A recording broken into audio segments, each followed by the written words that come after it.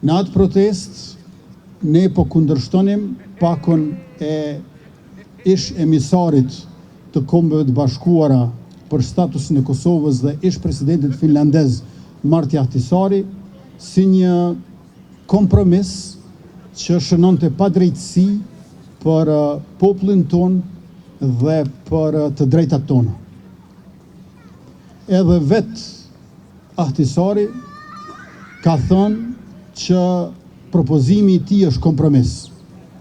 E ne ishim bindur që është një kompromis tepër i madh, ishim për partneritet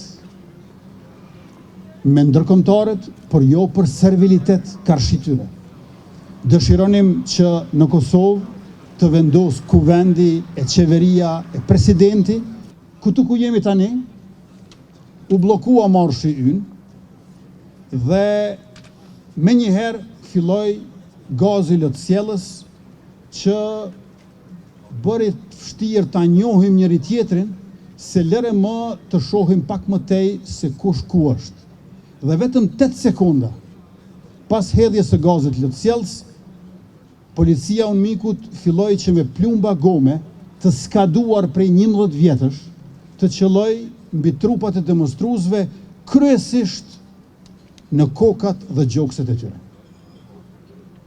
232 plumba, 11 vjet skadence, 8 sekonda pas gazit lotësjellës, atëherë kur pak çka dukej mirë.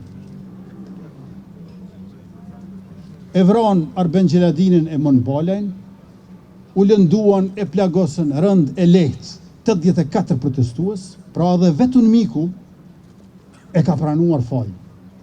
Mirë po pavarësisht pse në përgjithësi e kanë pranuar fajin, konkretisht nuk është kërkuar e zbatuar përgjegjësia e drejtësia ndaj asnjërit prej tyre, sepse ata polic me çiftet e tyre ikën në emër të imunitetit ndërkombëtar.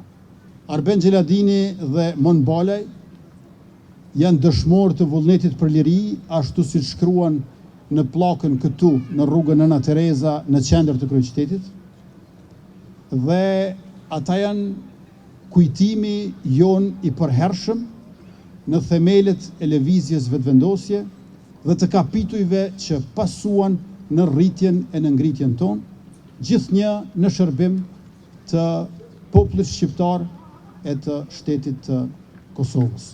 E vranë Arbenin edhe Monin, mirë po lindi diçka e pandalshme, që është mishërim i vullnetit të popullit dhe përparimit të tij të vazhdueshëm.